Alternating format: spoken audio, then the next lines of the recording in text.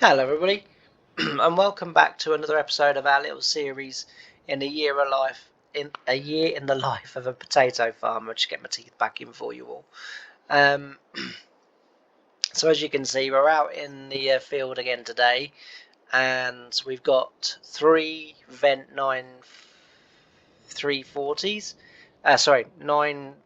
Three Vent 9430s, or Vent 943s as they're properly known as, and they're basically all the 943 stands for is it's a 9 series, and it's 430, I think 435 horsepower this is boosted up to, but they're out in the field. As you can see, they're pulling today the Kverneland DTX 300, which is basically a 3 meter wide subsoiler with 5 subsoiler legs within the actual machine itself, and then behind that there's a set of discs. I think there may well be a set of discs in front of it too, and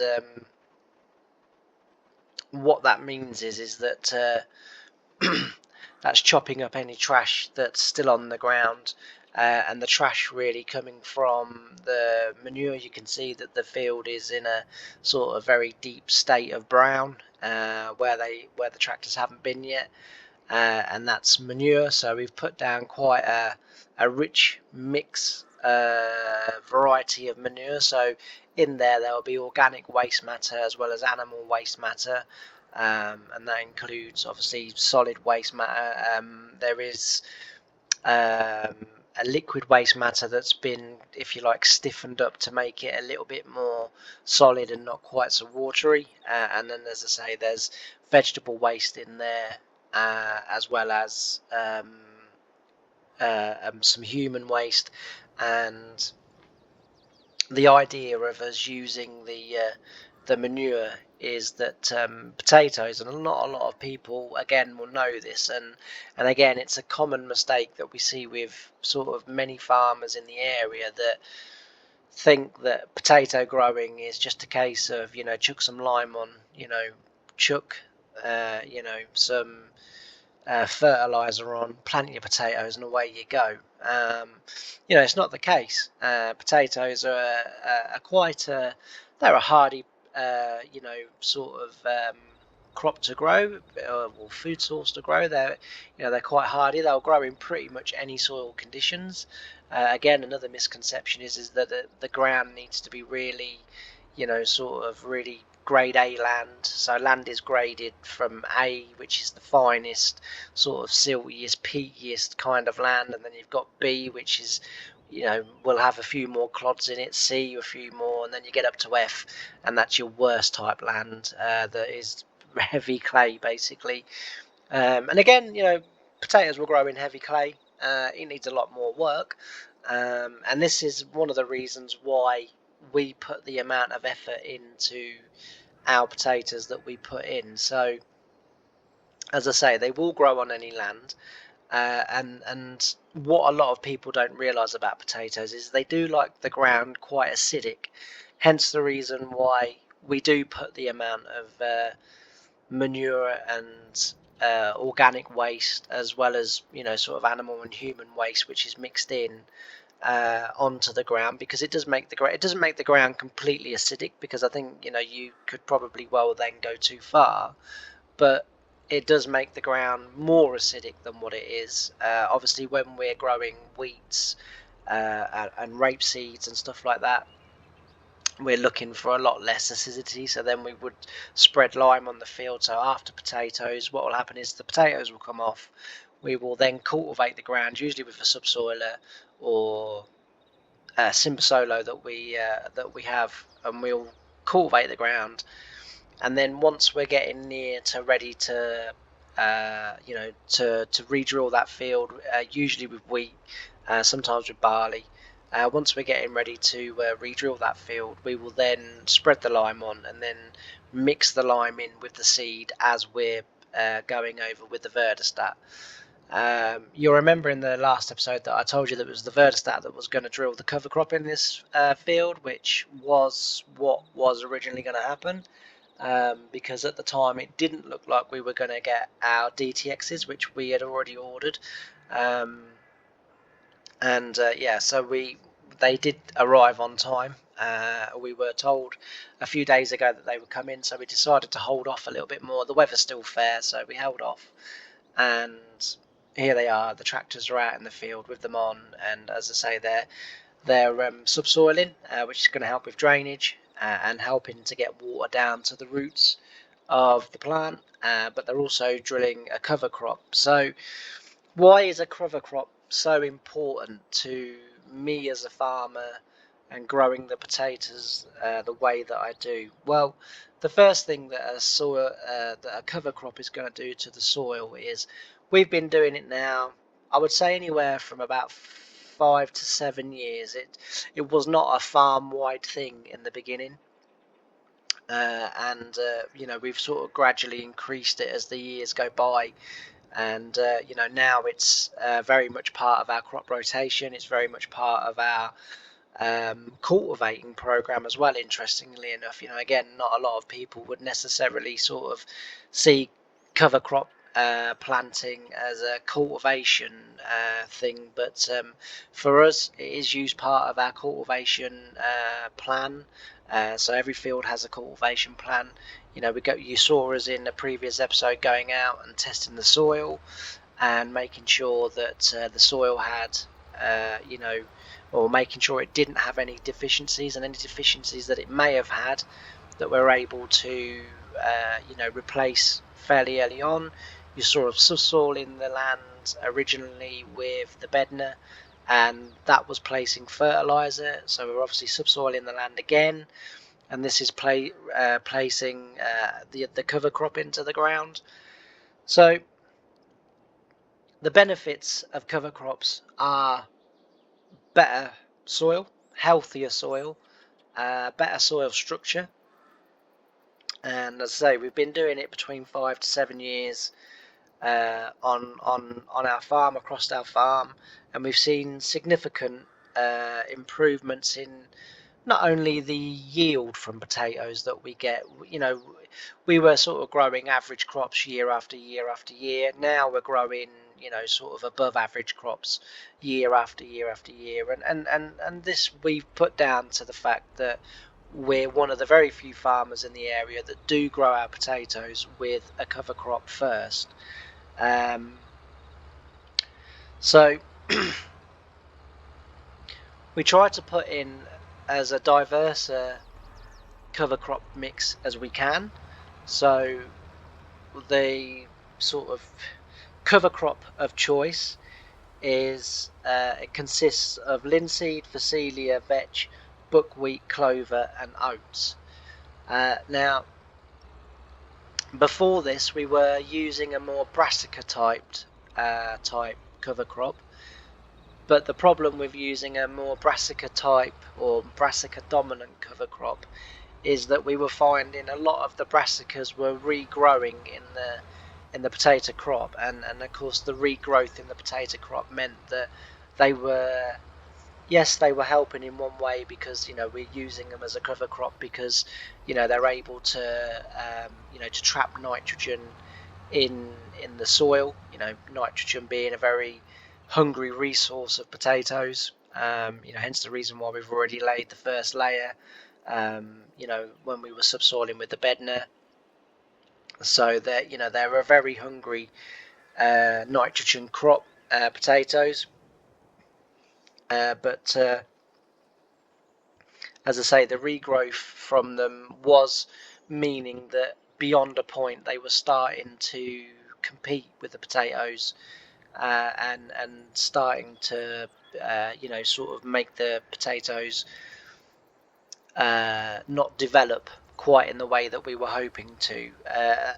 So with the mix that we use, there's lots of different nutrients that get replaced in the soil by things like the buckwheat, which help with bringing sort of bees and wildlife to the field when that's flowering. The same with the phacelia, the same with the linseed in its early stages. We will hope that by the time the winter comes, all of the cover crops within the cover crop will have developed and be fully established. We'll then leave that over winter, probably till around about February, March time, and then a week or so before we're due to go in with the planter, we will then mix that cover crop into the soil, or we may mow it first and then mix it in thereafter, so that we chop it up and make it so that there's not so much trash within the soil. So it could be that we chop it up and then, as I say, mix it in. And there's a couple of ways we can mix it in. Yes, we could go over it again with the DTXs if we wanted to, or the Bedner. Our preferred choice is to still plough. Now, when you're trying to grow regenerative sort of farming practices, and certainly regenerative potato practices, ploughing is kind of slightly frowned upon. However, we find, or I find, or we as a farm find, that you can sometimes get quite a bit of trash left over from chopping up the cover crops, or from cutting the cover crops, or disking them in, or whichever way you decide to go. And so to use the plough to bury it into the soil and then leave it for that couple of weeks, we find that then we have a nice seed bed. Now, the cover crops mean that also as well, because the soil is a lot more friable, it means that we don't need to cultivate it as much. And not only do we not need to cultivate it as much, we don't need to cultivate it as deeply as what we used to get our seed bed. So we find that with the cover crop use and with the mixes that we use, that, as I say, the soil is a lot more friable, which essentially just means it's a lot more crumblier, which is what we're looking for on potatoes, because when we come to harvest, we don't want a lot of mud stuck to the potatoes, because that will cause bruising. It can, in very sort of rare cases, it can also cause rot and other things like that. So we want a bit of soil on there, so that when they go into the harvester, and then when they drop from the harvester into the trailer, there is a little bit of protection there. But we want that soil ultimately to be quite crumbly, so that when we do get it to the stores, and we are grading and we are cleaning the potatoes before they go into the stores, usually for overwinter storing, we want that soil to come off, because inside the store we don't really want a lot of soil if we can help it, because soil will help to keep the air quite damp and moist, and obviously that's something that we're looking to avoid, because potatoes need to be stored in a dark, dry environment, so that they don't rot, so that they don't sweat, so that they don't get mildew and stuff like that starting to grow on there. One of the ways that a lot of farmers like to store potatoes is to cover them with straw. We've now had new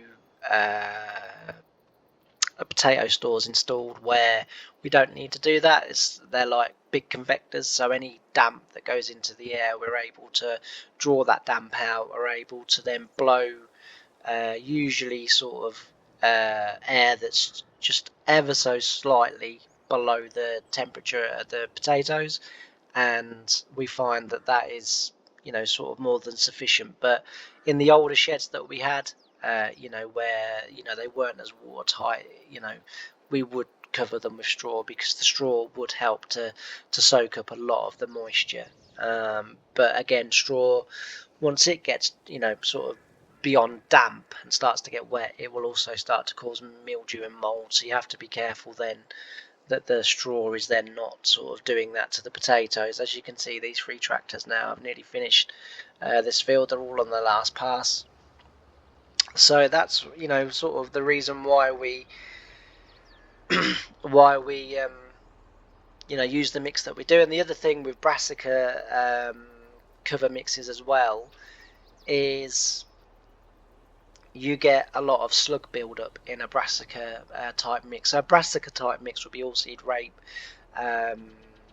I'm just trying to think of, I can't think of any off the top of my head, but oilseed rape being one of the bigger ones. Now we grow oilseed rape before potatoes, and this is, deliberately done because what we're hoping to. So the potato has probably 2 or 3 main predators. The Colorado beetle, which first came over in the 17th century when the sort of British explorers were slowly starting to, when on their visits to South America, Peru, Bolivia, and places like that, when they were bringing back the potatoes. Of course, there wasn't the control and different things that there are nowadays, and so stuff like the Colorado beetle was being brought over as well. And of course, as soon as the potatoes were in the ground or in storage, the beetle would destroy the fields, the crops of potatoes. Also the weaving beetle, it's not so prevalent in potatoes and it's not such a problem, but it will, if that's the only food source that it's got, it will of course use that as a food source. And then you have the flea beetle. Now that's a rape problem, not really as such a potato problem, but it will eat the haulm of a potato, and it will also go for the flour as well. So what we try and do is grow the grapes, grow the rape first. This attracts all of the unwanted guests to the rape party, if you like, so slugs and beetles that we've talked about, and then we're able to get a really, really good kill.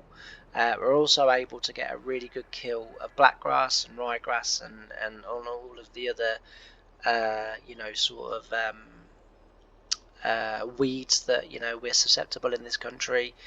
And the other thing that of course it also does is, as well, when we come to harvest, it does offer again organic matter, and it also offers nitrogen benefits, not so much at the end, but while the green leaves are there on the rapeseed while it's growing, again that is a source of nitrogen for the soil. And rape is not hugely nitrogen hungry, and as I say, we can then mix that into the field and that becomes a thing. But as I say, the biggest reason why we don't now do the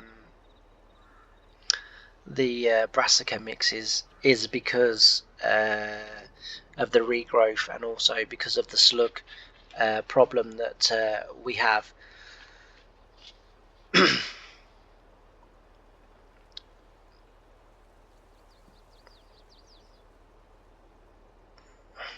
So I said as well about the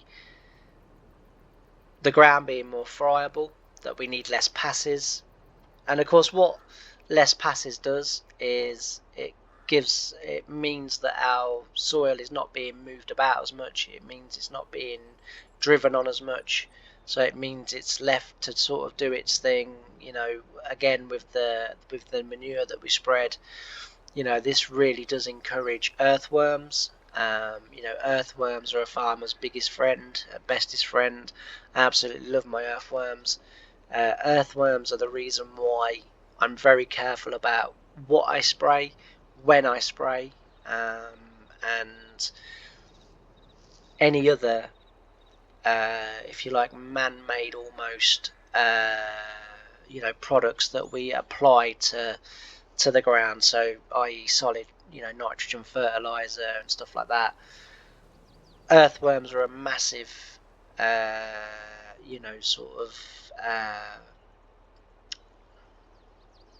massive part of my soil structure and health, and so therefore I'm very, very careful about what and when we spray and we spread. Now the thing with potatoes is that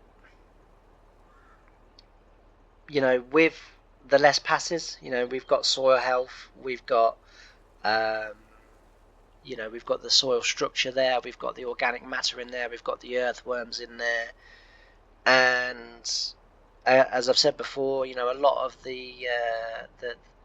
the crops within the mix that we use, they're able to trap nitrogen in the soil and hold it in the soil. So when it comes to like rain and adverse weather over winter, those plants, that cover crop is holding that nitrogen in the ground. It's not being washed away. We're not losing it. And the other, you know, sort of big advantage to having, you know, the cover crops is that, as I say, not only does it make the land itself more friable, so a lot more crumblier, so that, you know, we've got that nice tilt for the seed bed when we come to plant, but at the same time, we've also got soil that will protect the potatoes on their journey to the trailer and then to the grader, or the cleaner, or however you want to, you know, sort of refer to it as. And then that soil can be, you know, easily crumbled away and then, you know, sort of returned back to the farm, which is what, or back to the field, which is what we always do as well. We collect all the soil that we get from the potatoes off field site, so on farm, and we take them back to the field that they came off. So all the soil is, from each field, is then collected at the farm and then brought back to the field. And this again means that we're then not losing anything. And although it would be, you know, insignificant amounts, you know, we tend to think that over 5, 10, 15, 20 years of doing that and continually doing that, because remember, you know, potatoes is not the only thing that we grow in the rotation. We grow carrots, we grow red beets, and we grow parsnips, we grow sugar beet. All of these types of crops take soil eventually from the field, with them being stuck on the actual plants themselves or the crop themselves. And then, you know, in terms of sugar beet, you know, it gets sort of kind of dumped wherever you're tipping. And it's the same with the the carrots and the red beets and the parsnips. And again, when we get them to the farm and when we put them through our cleaners to store over winter, again we collect the soil, and again that soil from each, so we know what crop's coming from what field. And then, because when we finish a field, we make sure that we clean through all of the graders, and then we start again. And then any soil that is there after we've cleaned through those graders, we know which field it came from, and the soil is put back onto that field. It's really, really important, I feel, that we do this, so that, you know, we're not over many years, you know, taking a significant amount of, you know, not only nutrients but also good quality soil and wasting it. You know, at the end of the day, without the soil, I don't have a business. You know, people say, oh, you know, it's the crop that makes the business. No, the crop is a byproduct of me looking after the one thing that produces the crop.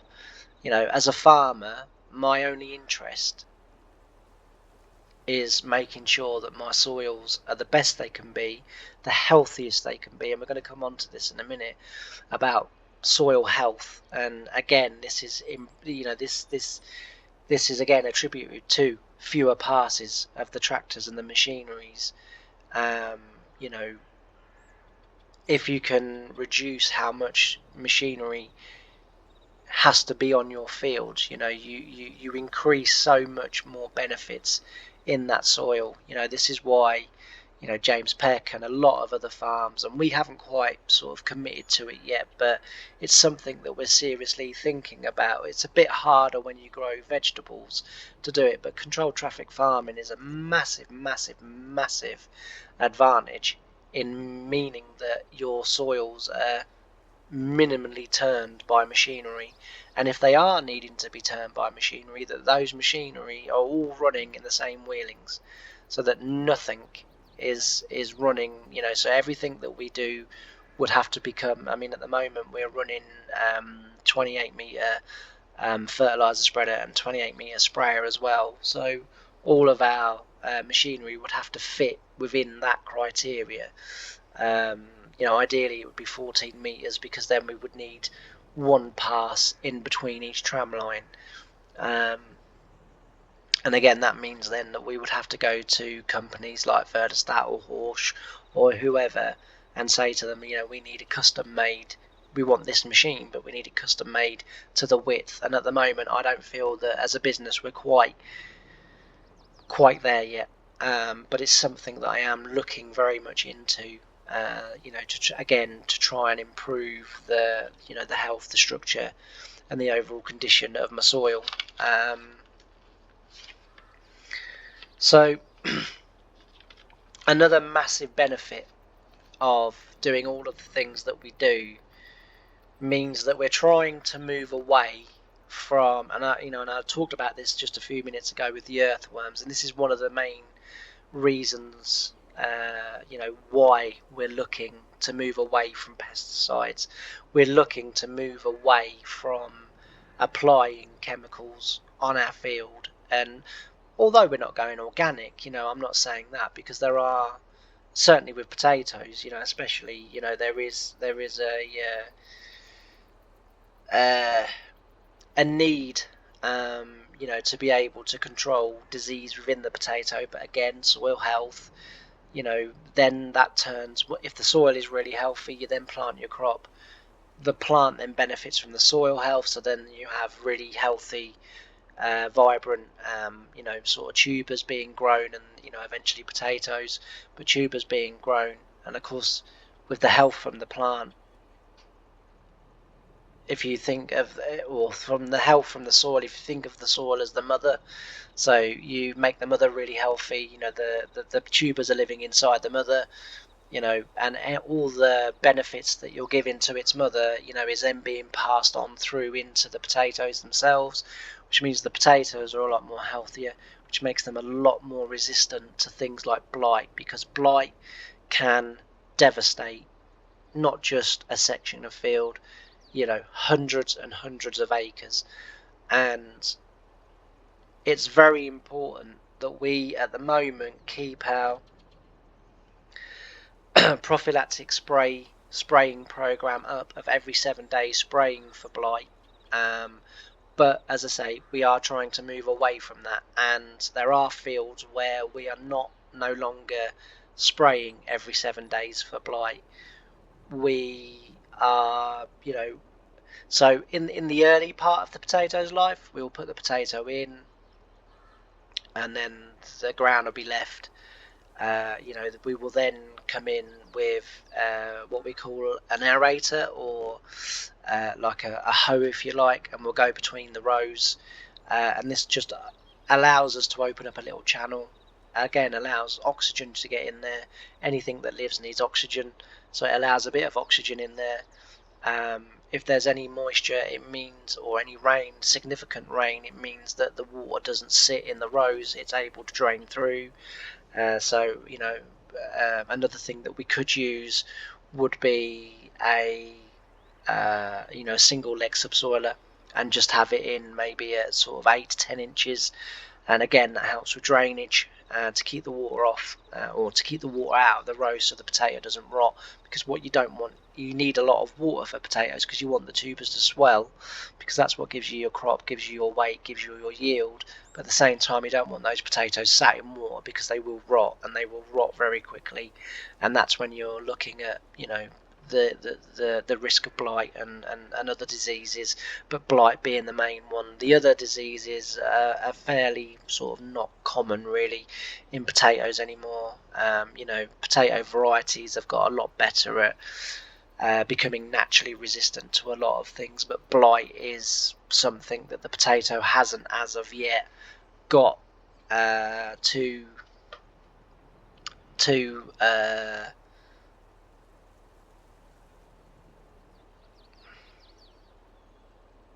resistant to.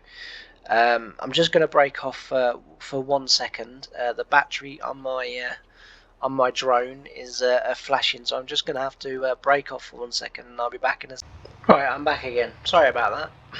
I got so wrapped up in telling you all about our potatoes and the reasons why we do what we do that I hadn't noticed that the battery on the drone was flashing, and so I apologise.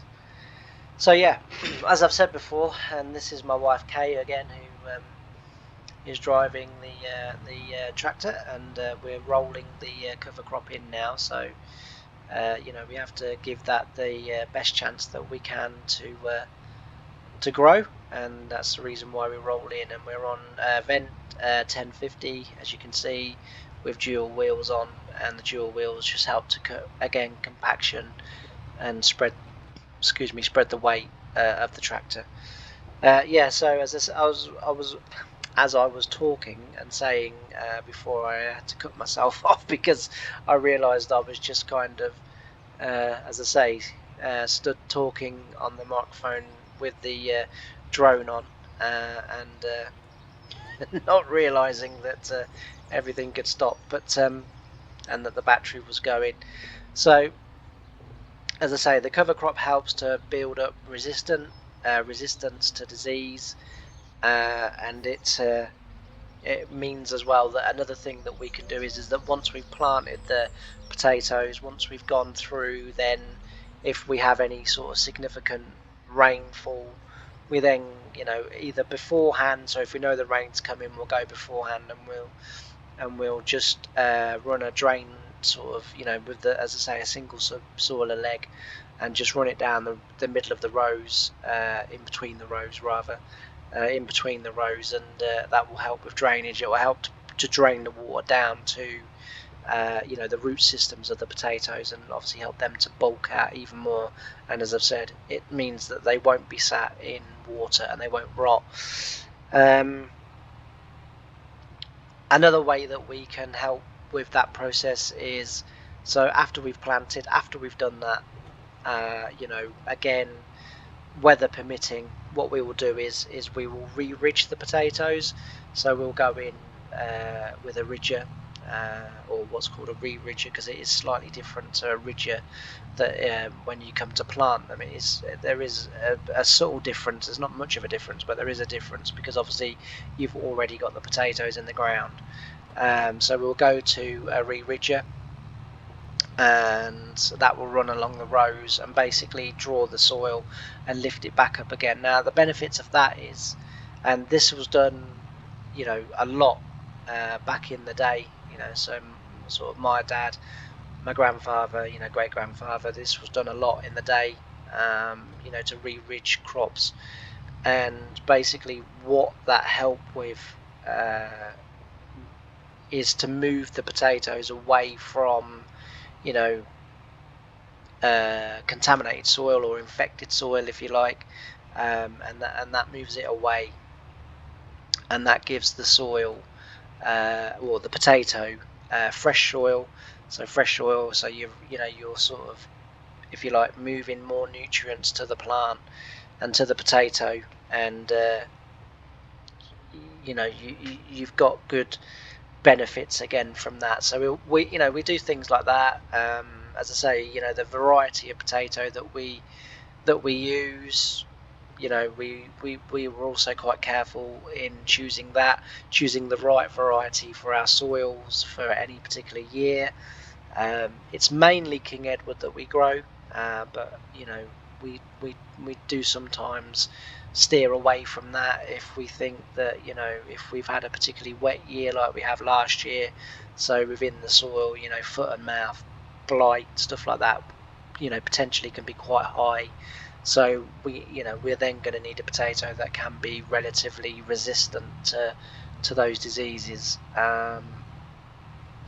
Whether, well, they certainly wouldn't be fully resistant, but as long as we're getting as long as we give everything the best chance, then that's sort of kind of all we can ask for, really.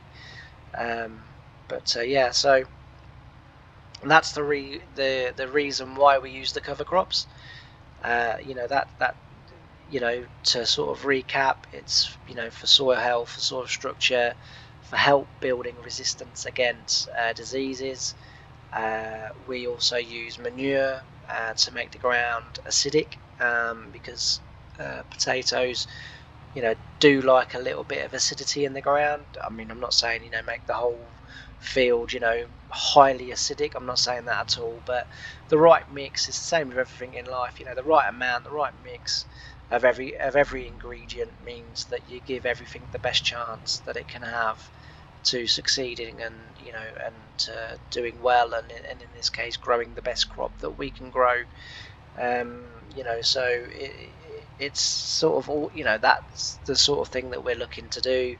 As I say, doing as well what we do means that we make the soil ball more friable, which means obviously that, as I've said before, it's more crumblier. It makes it better for planting into, makes it better for harvesting. One important sort of step that I have omitted, that doesn't really apply to our farm per se, but to other farms, probably not too far away from here, and certainly other farms across the country. Another big part of your preparation will be destoning, and that will come when you're planting the potatoes. Now we don't, as a rule of thumb, we don't really have an issue with stones and other things like that in our soil. We're quite lucky that most of our soil is stone free, or there is so little stone that it's not really a concern to us. But obviously for the farms where the stones are quite prominent, you're going to get bruising, you're going to get damage when you come to harvest. When you come to harvest that crop, that's the sort of thing that you're going to get. So you would make destoning part of your planting ritual, if you like, or planting process, and you would get rid of the stones beforehand, just so that you didn't get the damaging and the bruising and everything else. But yeah, so as I say, that's the reason why we do what we do. We feel we do it to a very good standard. We feel that we grow very good potatoes.